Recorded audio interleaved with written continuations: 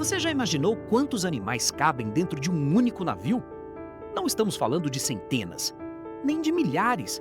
Estamos falando de dezenas de milhares de bois sendo transportados de uma só vez em uma operação que parece mais próxima de uma cidade em movimento do que de uma simples logística rural.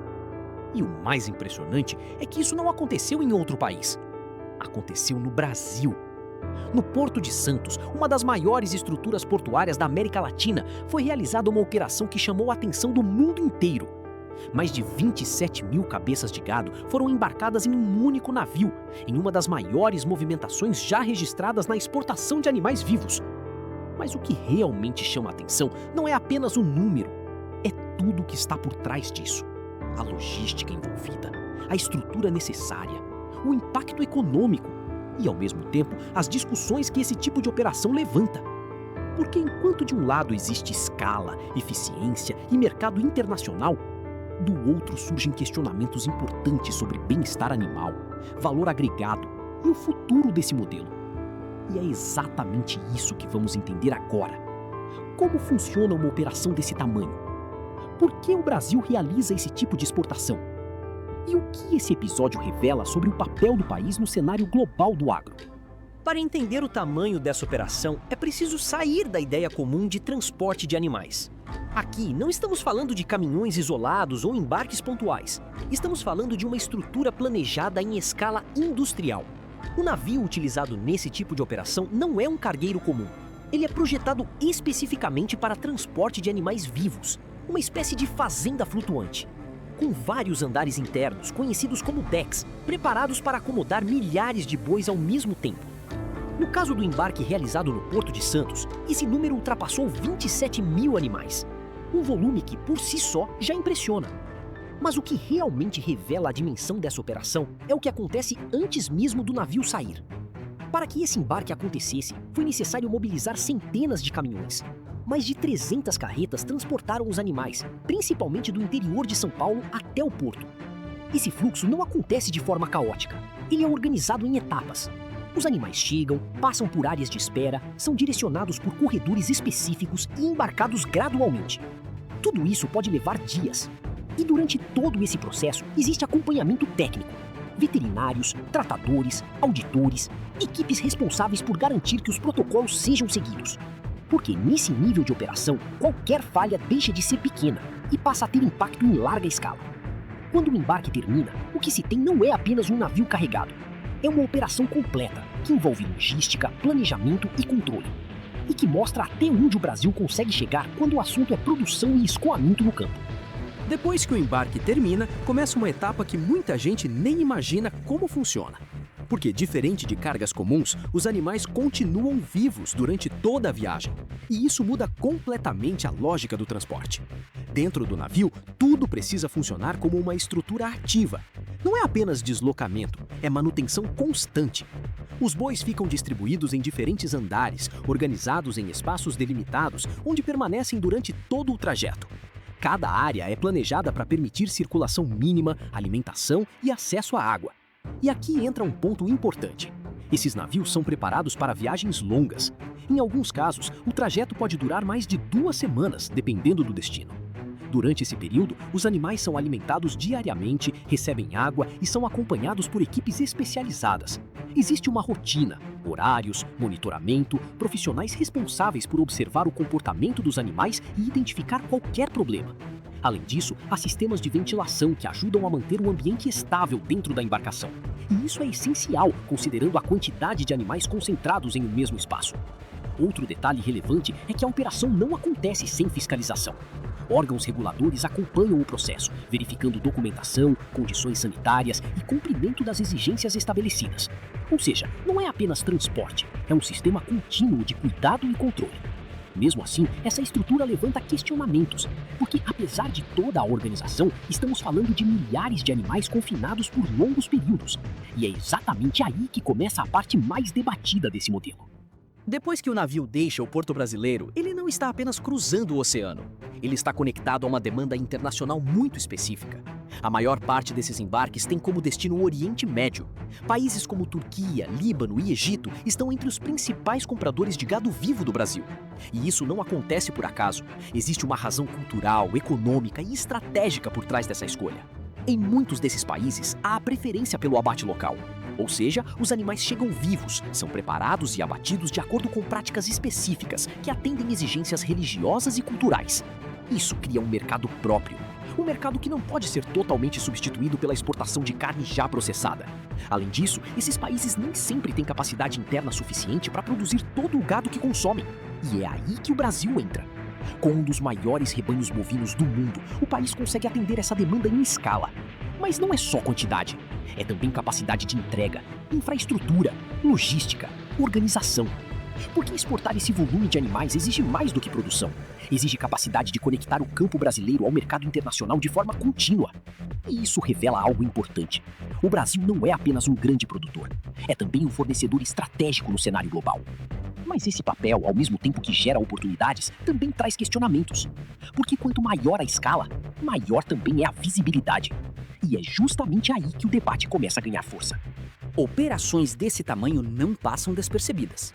E no caso do transporte de gado vivo, o que mais chama atenção não é apenas a escala, é a forma como essa escala acontece. Porque apesar de toda a estrutura e organização, existe um ponto sensível que gera debate há anos: o bem-estar animal. Durante as viagens, que podem durar semanas, os animais permanecem confinados em espaços delimitados dentro do navio. Mesmo com alimentação, água e acompanhamento técnico, o ambiente é considerado por muitos especialistas como limitado. E isso levanta questionamentos. Qual é o impacto desse tipo de transporte sobre os animais? Até que ponto o modelo é sustentável do ponto de vista ético? Essas perguntas não são novas, mas ganharam força justamente com operações de grande escala, como a realizada no Porto de Santos. Na época, o embarque chegou a ser questionado judicialmente. Houve manifestações, protestos. Organizações de proteção animal passaram a acompanhar esse tipo de operação com mais atenção. E o debate deixou de ser apenas técnico, passou a ser público. De um lado, produtores e setor agropecuário defendem a atividade como parte legítima do comércio internacional. Argumentam que existem protocolos, fiscalização e controle, e que o Brasil atende exigências sanitárias e regulatórias. Do outro lado, críticos apontam limitações do modelo. Questionam o tempo de viagem, o espaço disponível e os riscos envolvidos. E defendem alternativas, como a exportação de carne já processada, em vez do envio de animais vivos. É aqui que o tema ganha profundidade. Porque não se trata... Quando se olha para uma operação desse tamanho, é natural pensar que estamos diante de um grande motor econômico. E de fato, existe geração de receita. Exportar gado vivo movimenta milhões de dólares e conecta o produtor brasileiro a mercados internacionais relevantes. Mas quando o assunto é impacto econômico real, a análise precisa ir um pouco além da escala. Porque dentro do próprio setor existe uma discussão importante. A exportação de animais vivos representa apenas uma pequena parcela de toda a cadeia da pecuária. Em comparação com a exportação de carne processada, o valor agregado é menor. Ou seja, quando o animal sai vivo do país, parte do valor que poderia ser gerado internamente também vai embora. O abate, o processamento, a industrialização, tudo isso passa a acontecer no país comprador. E isso levanta um ponto estratégico. Será que faz mais sentido exportar o animal ou o produto final? Para alguns, o modelo atual ainda é vantajoso. Ele abre mercado, garante liquidez ao produtor e permite escoar grandes volumes em determinados momentos. Para outros, existe espaço para evolução. Com mais processamento interno, o Brasil poderia capturar mais valor dentro da própria cadeia, gerar mais empregos, fortalecer a indústria e reduzir a dependência de um modelo que exporta parte da produção ainda em estágio primário. E é exatamente nesse ponto que o debate se conecta com o futuro do agro brasileiro. Não é apenas sobre vender, é sobre como vender e sobre qual posição o país quer ocupar no mercado global. Se a gente olhar apenas para os números, essa história já impressiona. Dezenas de milhares de animais, navios adaptados, operações que levam dias para acontecer. Mas o que realmente importa está além da operação em si. Está no que isso revela sobre o Brasil. O país conseguiu construir ao longo das últimas décadas uma capacidade produtiva que permite atender demandas em escala global. Isso não acontece por acaso. Envolve tecnologia no campo, genética, manejo, logística, infraestrutura e, principalmente, pessoas. Produtores, técnicos e trabalhadores que sustentam esse sistema todos os dias. Ao mesmo tempo, essa história também mostra que o Brasil está em um ponto de transição. Porque hoje não basta apenas produzir muito. O mundo começa a olhar para como essa produção acontece, para os impactos, para os processos, para as escolhas. E isso coloca o país em uma posição estratégica. De um lado, existe a força produtiva. De outro, a necessidade de evoluir constantemente em eficiência, valor agregado e percepção internacional. Esse tipo de operação deixa claro que o Brasil já é um protagonista, mas também mostra que ainda existem decisões importantes pela frente.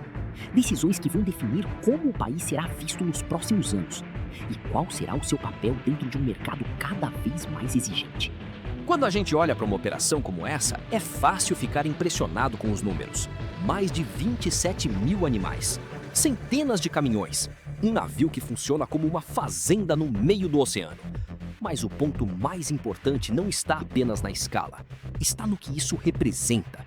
O Brasil hoje é capaz de produzir, organizar e entregar em níveis que poucos países conseguem acompanhar. E isso coloca o país em uma posição de destaque no cenário global. Ao mesmo tempo, essa mesma capacidade traz responsabilidade, porque quanto maior a escala, maior também é a atenção e maior o nível de exigência. Esse episódio mostra exatamente isso. Um país que já é gigante na produção, mas que agora também precisa decidir como quer evoluir. Se vai continuar focado apenas em volume ou se vai avançar ainda mais em valor, tecnologia e percepção global. E talvez essa seja a parte mais interessante, porque o que acontece no campo não fica no campo. Chega no mercado, chega na economia e, no fim, chega até a mesa de quem está assistindo. Agora eu quero saber de você. Você acha que esse modelo de exportação faz sentido para o Brasil? Ou o país deveria focar mais em produtos com maior valor agregado? Deixa a sua opinião nos comentários. E se você quer entender como o agro brasileiro está se posicionando no mundo, acompanhe o canal.